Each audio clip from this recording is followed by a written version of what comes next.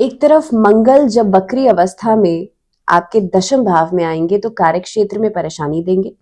वहीं दूसरी तरफ सूर्य जो है, जो 12वें घर के स्वामी हैं, पंचम भाव में आएंगे तो स्टूडेंट्स के लिए बहुत बेहतर अपॉर्चुनिटीज लेकर के आएंगे। तो ये पूरा महीना कन्या राशि वाले लोगों के लिए यानी कि वर्गोस के लिए कैसा रहने वाला है, इसके बारे में हम बात करेंगे। बहुत स्वागत है आप सभी का। मैं हूं आपके साथ भावना शर्मा। स्वागत के साथ साथ a very happy New Year to all of you. नए साल की आप सबको ढेरों शुभकामनाएं। नए साल की शुरुआत ऑलरेडी हम 2025 में एंट्री करने जा रहे हैं और 2025 जो है जनवरी का महीना आप सबके लिए कैसा रहेगा, इसके बारे में ये वीडियो है।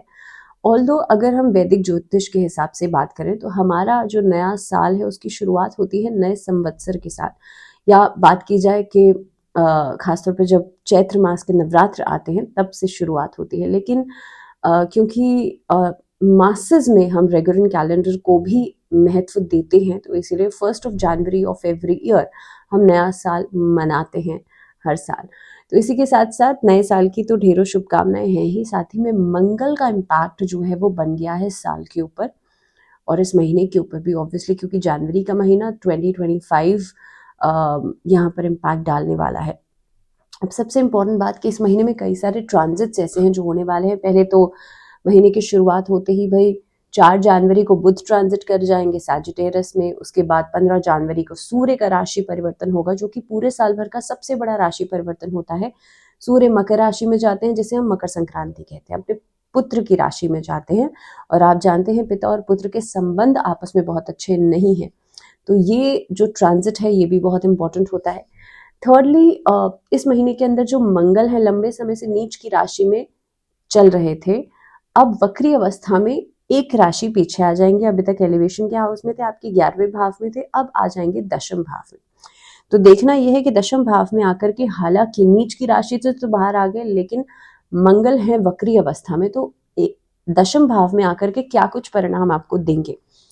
अब देखिए, सबसे जरूरी बात, आपका जो चार्ट है, चंद्र राशि आप फॉलो करेंगे अगर आप ये प्रेडिक्शन सुन रहे हैं। लग्न में केतु है, मंगल आपके लिए एकादश भाव में है, वहीं पर बुध आपके लिए 3rd हाउस, सूर्य 4th भाव में, और 4th भाव से आएंगे ये पंचम भाव में 15 जनवरी को। उसके बाद राहु आपके लिए 7th भाव में, शनि शुक्र का कंजंक्ट है यहाँ पे 6ठे भाव में, और गुरु जो है वो 9वें भाव में बैठे हैं। अब देखिए, यहां से देखा जाए कार्यक्षेत्र, सबसे पहले 6ठे भाव में करियर के जो प्लैनेट है यानी कि शनि, ये बैठे हैं शुक्र के साथ। करियर में प्रगति और प्रमोशन के चांसेस को बढ़ाएंगे क्योंकि शुक्र भी यहाँ पर बैठे हैं।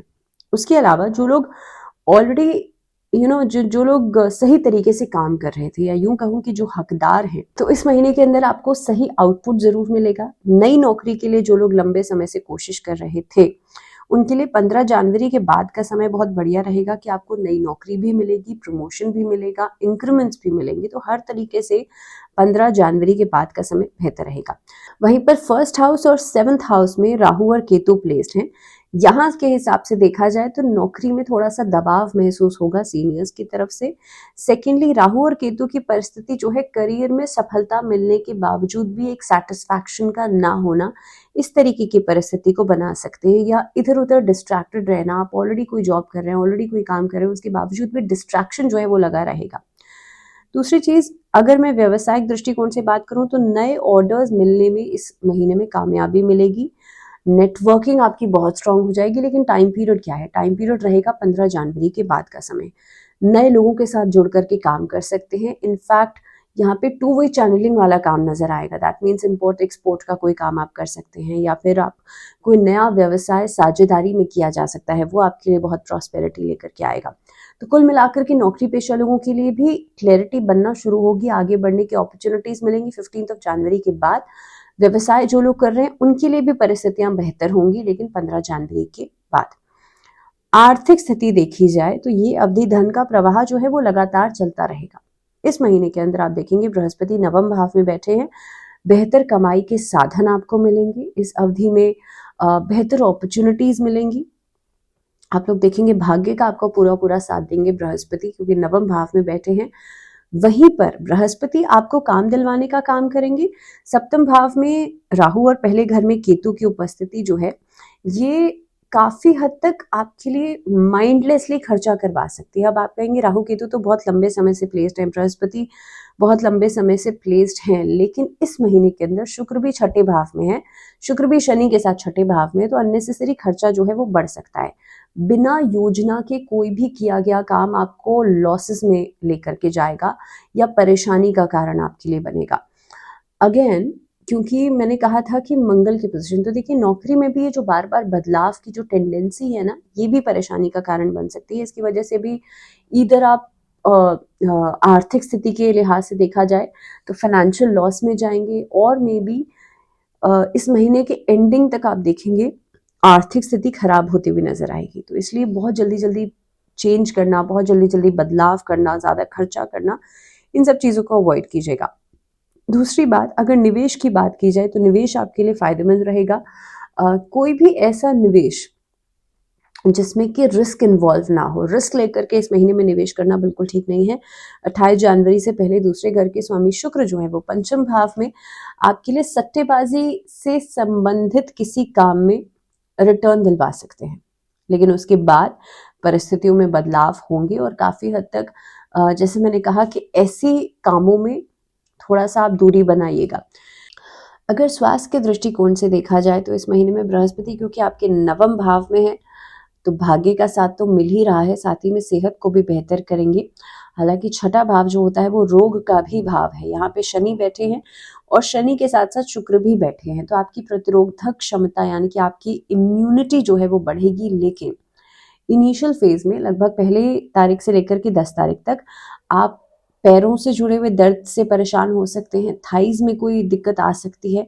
इनफैक्ट इस महीने के अंदर आप देखेंगे सर दर्द या पाचन से जुड़ी हुई दिक्कतें भी परेशान कर सकती हैं टिल 10 जनवरी तक, लेकिन उसके बाद परिस्थितियों में सुधार होगा और स्वास्थ्य आपका बेहतर रहेगा। लेकिन आज सच कोई मेजर इशू, कोई बहुत बड़ी समस्या स्वास्थ्य से जुड़ी हुई नहीं नजर आती है। अगर रिलेशनशिप्स के लिहाज से बात की जाए तो पंचम भाव में सूर्य की बेहतर परिस्थिति बनेगी 15 जनवरी के बाद।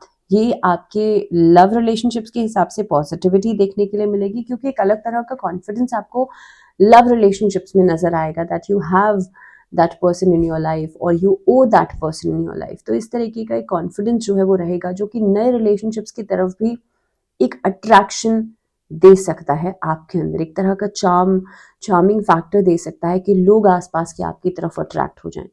इसके अलावा शुक्र की स्थिति जो है ये दाम्पत्य जीवन के हिसाब से भी और प्रेम जीवन के हिसाब से भी आकर्षण लेकर के आएगी। आपकी तरफ लोग अट्रैक्ट हो सकते हैं, आपके बात करने के तरीके से लोग अट्रैक्ट हो सकते हैं, आपके कहीं ना कहीं पे इस तरीके की चीजें जो है वो बनेंगी। 28 जनवरी के आसपास ये परिस्थितियां और बेहतर होती हुई नजर आएंगी। सप्तम भाव में शुक्र जो है लगभग इस अवधि में आप देखेंगे वैवाहिक जीवन के रिश्तों को भी और मजबूती देंगे, एंड यू विल सी कि लव मैरिजेस होने के चांसेस इस महीने में ज़्यादा बनते हैं, या फिर माता पिता से रजामंदी आपको अपने लव रिलेशनशिप्स के लिए मिल सकती है। तो कुल मिला के देखा जाए तो इधर मैं वैवाहिक जीवन की बात करूं या लव रिलेशनशिप्स की बात करूं, दोनों ही लिहाज से ये महीना बढ़िया रहेगा।